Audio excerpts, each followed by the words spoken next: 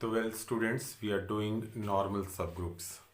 So today we have one more result. If H and K are normal subgroups of G such that H intersection K is singleton set consisting E only, then show that HK is equal to KH for all H belongs to H and K belongs to K. तो इसका हम proof शुरू करते हैं. Solutions इसका. What is given to you? Given H and K are normal subgroups of G. Let us suppose that it is given that H belongs to H and K belongs to K. तो सबसे पहले हम H की normality को देख लेते हैं. H और K दोनों ही नॉर्मल हैं. H is normal in G and K is normal. H is normal in G and K is also normal in G. Let us suppose an element H belongs to H. H is a subset of G. Therefore, H is an element of G. And K belongs to K. Since K is normal in G, therefore, what is the definition? Definition ये है कि G के G inverse element of G मैं ले लूँगा H के H inverse, ये भी किसको बिलोंग करेगा? K को, because K is normal in G. Just by definition, G का एलिमेंट हमने क्या लिया हुआ है? H. H के inverse belongs to K. अब मैं इसको मल्टीप्लाई करता हूँ K इनवर्स से, तो K inverse H K H inverse ये भी किसको बिलोंग कर जाएगा? K को, because this is an element of K, this is an element of K, this is again an element of K, because K is a subgroup. K is a subgroup, therefore K inverse किसका element है? K का. तो ये दोनों K के element multiply हुए and we will get an element of K. तो K inverse H K H inverse belongs to K. Name it 1. अब हम इसी एलिमेंट को K inverse H K H inverse को प्रूव कर देंगे कि this is an element of H also. अब उसके लिए क्या करेंगे? उसके लिए हमारे पास है K belongs to G. K inverse है. This belongs to K. Now K belongs to K. Therefore K inverse भी किसको belong कर जाएगा? K को, because K is a subgroup and it is a subset of G. Therefore K inverse belongs to G and दूसरा कौन सा group है? H. H is normal subgroup of G. अब हम किसकी नॉर्मल देखते हैं? H is normal subgroup of G and K inverse belongs to G.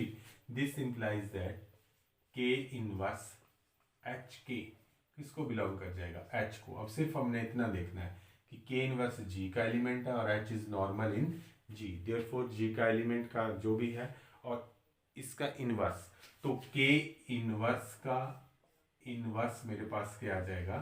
K inverse H K. This is an element of H. Simple, हमने इसको K की जगह हमने क्या लिया? K इनवर्स ले लिया ये बनाने के लिए. तो मेरे पास आ गया K इनवर्स H K. अब मुझे चाहिए H इनवर्स, तो मैं इसको मल्टीप्लाई कर देता हूँ H इनवर्स के साथ. तो अगर इसको H इनवर्स के साथ मल्टीप्लाई किया तो you will get that this is K inverse. Therefore H K H inverse also belongs to H because H inverse is an element of H. Same वही लॉजिक है कि H is a subgroup, therefore H inverse H का element है और subgroup है. This is already an element of H multiplied with an element of H, you will get an element of H. So this is 2. First and second implies that first and second implies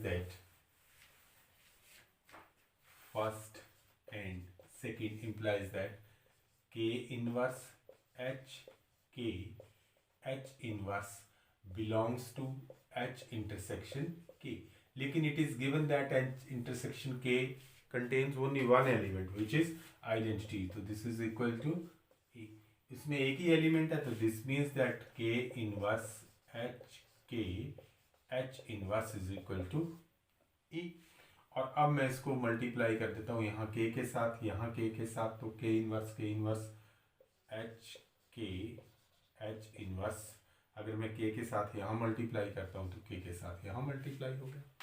and this is equal to h के right में multiply करता हूँ h के साथ, तो यहाँ multiply हो गया h के साथ, और यहाँ जब मैंने h के साथ मल्टीप्लाई किया तो वो क्या आ गया आइडेंटिटी, और यहाँ h बच गया।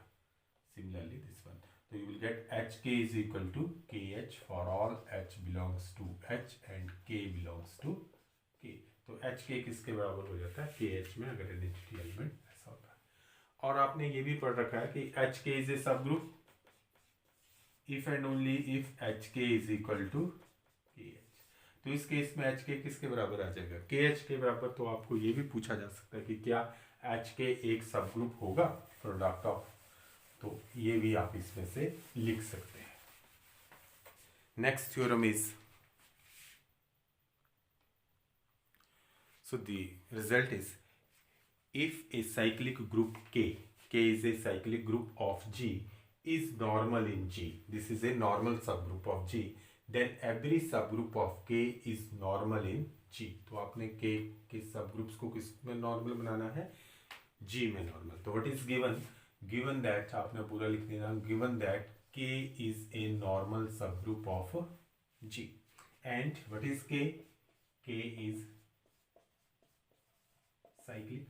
तो जब भी साइक्लिक होगा, जब भी साइक्लिक सब ग्रुप होगा, साइक्लिक होगा, तो it is generated by a single element. तो let us suppose that k is generated by, let k is generated by a, that is k is nothing but it can be written as in the powers of a n and so on, where n is an integer। it is generated by a single element a, this is the k। अब हम इसका consider करते हैं subgroup. Let H be a subgroup of cyclic group, ये cyclic ही हो गया ना, cyclic group K। This implies that subgroup of every cyclic group is cyclic। ये रिजल्ट है, अगर आपने नहीं किया हुआ तो आपने ये करना है। subgroup of every cyclic group is cyclic। This is a homework for you। H is a subgroup of cyclic group K, this implies that H is cyclic। ठीक है, this is a homework for you कि cyclic group का सब group भी क्या होगा, cyclic होगा। अगर H cyclic है तो उसके लिए भी एक जनरेटर होगा, तो there exists a generator for H। तो let AM, क्योंकि इसके तो सारे एलिमेंट क्या होंगे, इसी में से कुछ एलिमेंट H के होंगे। सब ग्रुप है तो जो K के एलिमेंट होंगे उसमें से कुछ एलिमेंट किसके होंगे, H के। तो ये सारे एलिमेंट्स किस तरह दे हैं, a raise to power some power, तो इसका जनरेटर भी ऐसा ही होगा, a raise to power some, a raise to power some integer. तो let a raise to power m is generator of H, that is H is generated by a raised to power m, but is m is an integer। ठीक है, तो ये हमारे पास आ गया। तो यहाँ तक तो क्लियर है आपको कि ये साइक्लिक है तो इसका सब ग्रुप भी साइक्लिक ही होगा, और इसका जनरेटर क्या होगा, this is. Now we want to prove that this is an, ये जो H है this is normal in G। तो according to your definition, normal prove करने के लिए आपको एक एलिमेंट किसका चाहिए, G का। तो ले लो, तो let G belongs to G for any G belongs to G and दूसरा एलिमेंट नॉर्मल किसको प्रूव करना है, H को, and H belongs to H। We want to prove that G inverse is contained in H, ये हम prove करना चाहते हैं। तो G inverse is equal to G but is H is generated by a raise to power m। तो H के जितने भी एलिमेंट होंगे वो a raise to power m की पावर में लिखे जाएंगे। तो it is a raise to power m and some power n into G inverse. ठीक है, जैसे ये a की पावर में लिखे जा रहे थे k के, तो H के एलिमेंट किसकी पावर में लिखे जा रहे हैं, a raise to power m की। तो a raise to power m raise to power n। अब आपने थोड़ा सा टेक्निकली इसको हमने रिप्लेस कर देना, this is G a raise to power n raise to power m and G inverse, and this can be written as G a raised to power n G inverse whole raised to power m। ये हमने result हमने पहले भी किया हुआ है कि G inverse raised power n is equal to G A raised power n G inverse. This is a result. अगर आपने नहीं प्रूव किया होगा तो इसमें आपने पहले n इज इक्वल टू 1 के लिए ट्रू है, n इज इक्वल टू 2 के लिए देखना है, n इज इक्वल टू 3 के लिए नहीं। तो by induction you can prove this result. वैसे ऑलरेडी हमने प्रूव किया। तो ये रिजल्ट हमने यहाँ पे लगा दिया, ये m G A N G inverse raised power m, this is nothing but G H G inverse, G H G inverse. और इसको हम यूज करेंगे, इसको लिख देते हैं 1। नेक्स्ट है हमारे पास, तो अब हम इसके ऊपर थोड़ा कंसंट्रेट करेंगे। G A N G inverse. Now G A N G inverse, इसके ऊपर देखते हैं। देखो this G is an element of G and A N is an element of जो हमारे पास पहला सब ग्रुप था कौन सा था, के लिया था हमने शुरू में, अपने पास तो है नहीं यहाँ पे के। तो मैं लिख सकता हूँ कि G belongs to G and A N belongs to K, therefore and k is normal in G, therefore ये जो आपका एलिमेंट मैंने जिसको कहा था G A N G inverse, ये किसको बिलोंग कर जाएगा। अगर हम देखते हैं G का एलिमेंट है, A N K का एलिमेंट है, तो this belongs to K because K is normal in G। अब K के एलिमेंट कैसे लिखे जा रहे हैं, K के एलिमेंट लिखे जा रहे हैं a raise to power some, A raise की पावर आएगी कुछ integer. So therefore G A N G inverse is equal to A raise to power some T, where T is again some integer. Followed? क्योंकि के के जो भी element है वो ए की पावर में लिखे जा रहे हैं, तो ये भी के का एलिमेंट है, तो this can also be written as A raise to power some power A की पावर। तो अब हम इसको 1 में पुट कर देते हैं, substituting in equation number 1 G A N G inverse की वैल्यू हम क्या पुट कर देंगे, A raise to power T. तो वी विल गेट, जब हम पुट करेंगे इसमें तो will get G H G inverse is equal to this is A raise to power T, substituting in this one आपने पूरा लिखना है, whole raise to power M. And this can be written as, powers को हम interchange कर सकते हैं, this is A raise to power M and T. अब आ जाइए आप अपने ग्रुप एच के ऊपर। H is a subgroup and it is generated by a raised to power m, means इसका हर एक एलिमेंट किस तरह से लिखा जा रहा था, a raised to power m, और उसकी पावर में लिखा जा रहा था। तो G H G inverse is equal to a raised to power m और उसकी पावर कितनी आ गई, t। तो ये किसका एलिमेंट हो गया, दिस बिलोंग्स टू h। ठीक है, तो आपके पास आ गया G H G inverse belongs to H, और ये किसकी डेफिनेशन है, नॉर्मल की।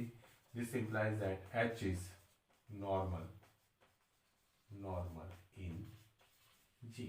तो अगर G हमारे पास कोई ग्रुप है बड़ा और उसके पास एक K साइक्लिक ग्रुप है, तो इसके जो भी सब ग्रुप होगा वो G में क्या हो जाएगा, नॉर्मल हो जाएगा। तो this is the result, this is theorem. तो next time we will start with quotient groups. Important topic है इसका, नॉर्मल का कोशेंट ग्रुप, तो वो हम नेक्स्ट लेक्चर में वो पढ़ेंगे। आज के लिए इतने काफ़ी है। That's all for today. Have a good day. Thank you.